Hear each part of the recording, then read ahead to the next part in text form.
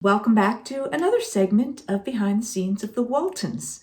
Today I'm talking about an episode from season 3, The Choice, when Jason expresses his desire to become a musician. As the depression is easing off, Jon feels that there are better times ahead, and he feels like this might be the time to expand the mill, and he's been wanting to build a new version of the mill, get some new equipment, and create Walton and Sons. At school, Jason has taken his guitar and he is singing and playing for show and tell. That I overlooked before.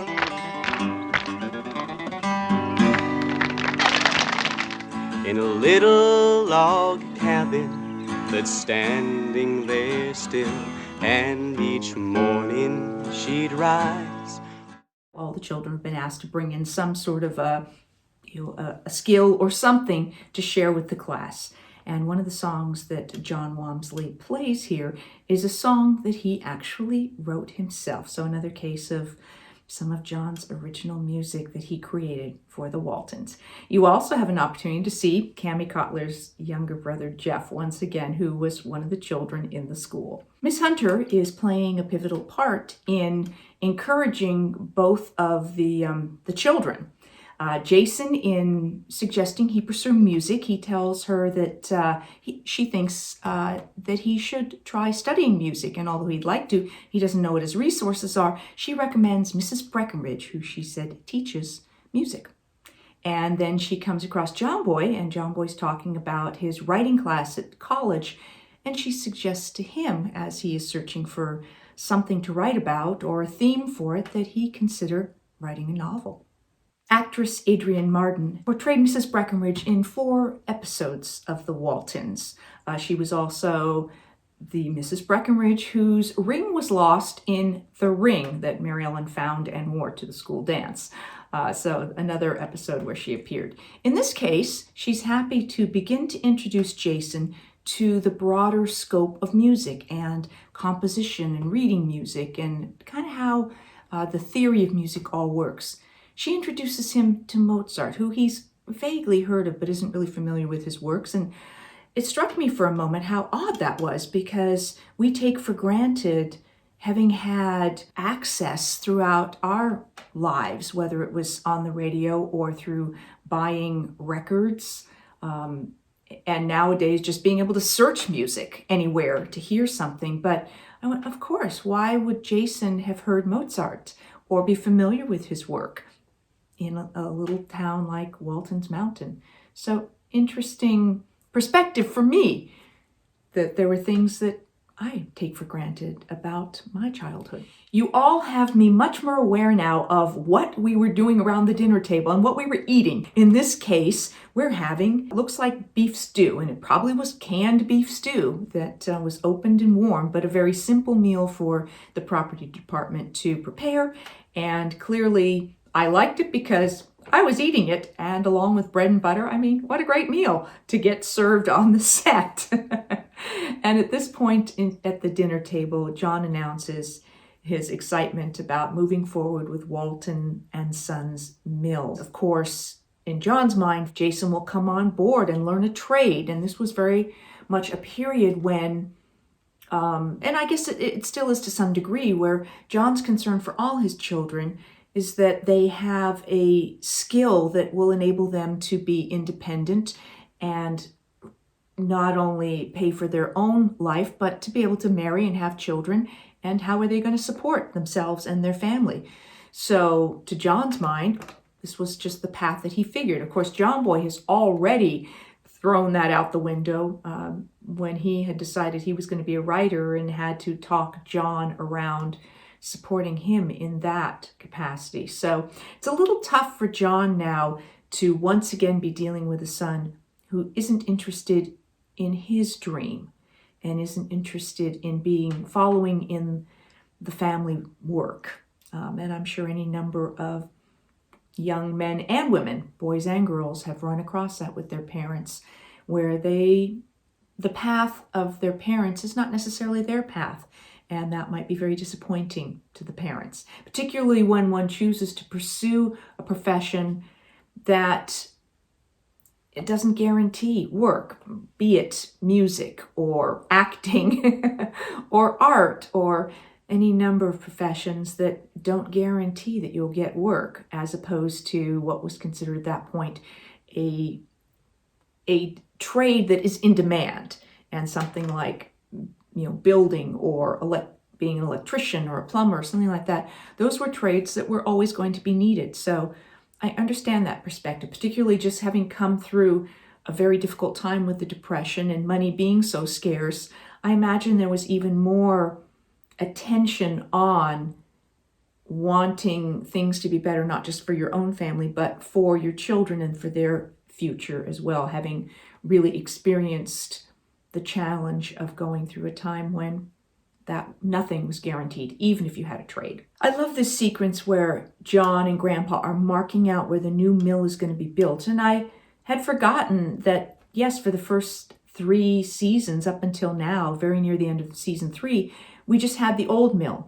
And I was so used to my later memories on the set being the existence of that new mill that I'd forgotten about when it was being built and that it didn't exist, and what was that space in that part of the back lot before we put the mill there. It wasn't a space we saw very often. And so to see it now and go, oh yeah, right, there were those rocks behind there, and yeah, we would use it for different things. And so to see them marking it out, and then the shot of the mountain in the background, which was really a mountain behind Warner Brothers Studios in Burbank, California, and not the scope of the Waltons mountain, when we would see them actually go up in the expanse of everything around them, which was shot in a whole different area with a whole different perspective to show a real sense of acreage and space there. The whole family becomes engaged in this conflict of Jason trying to figure out his future and wanting to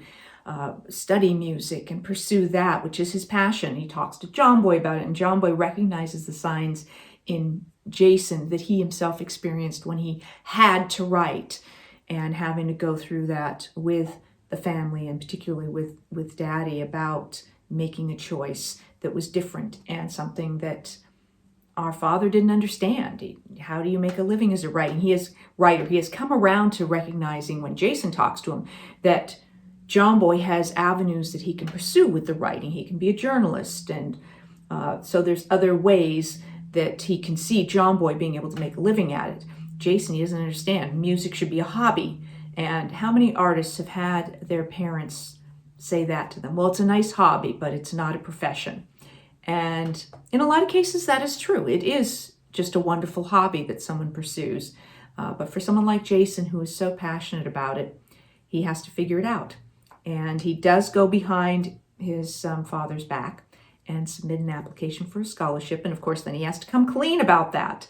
So this involves conversations between Olivia and Jon, and some really sweet moments between them. And there's even a scene with Grandma and Grandpa talking about it late at night when they're in the kitchen. And, it again brought back to me how our perspective changes as we get older.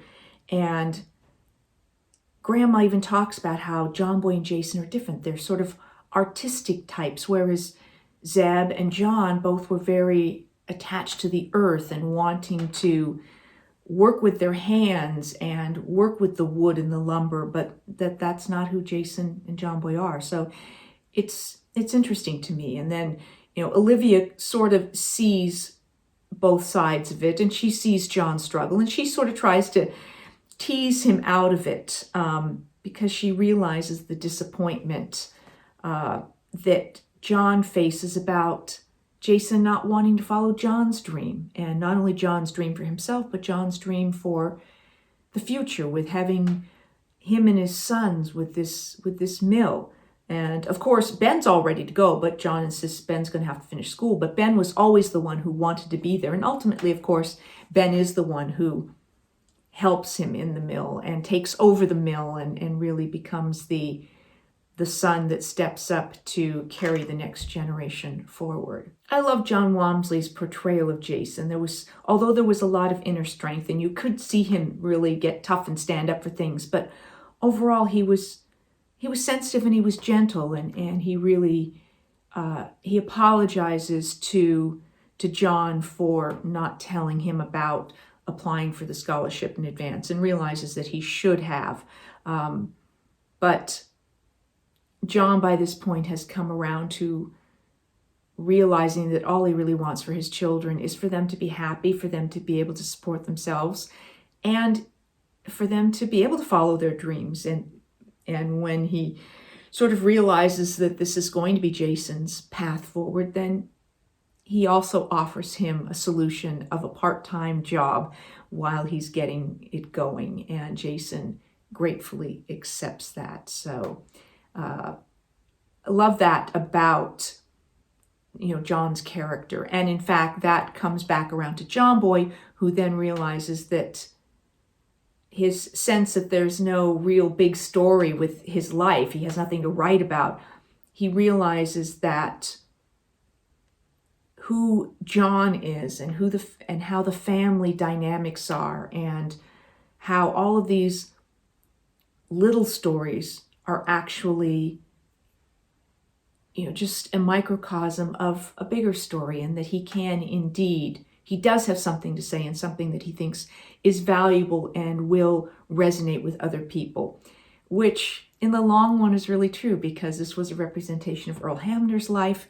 Earl Hamner wrote about the simple childhood he had with his family, and look where we are 50 years later, where those little stories of Earl's truly do resonate with so many people and over so many decades. So once again, thank you to all of you for being a part of our show and what we created for all these 50 years. And the show ends with what is going to be a new beginning, in that everybody's out there staking out the space of the new mill. Ben's picking out where he wants his office, and you see that this mill is going to continue to be a part of the whole family in whatever way each member of the family might contribute to what's happening, because as a family, they do all contribute to moving the family forward at all times. And I guess that is something in our own way that I think many of us strive to do, even if we have a different path forward, is how do we all work together to make all of our dreams come true. I will leave you with that philosophic note with this episode of Behind the Scenes of the Waltons about the choice. I will be back with more Behind the Scenes of the Waltons and more of your questions in a segment of Ask Judy. Thanks for watching.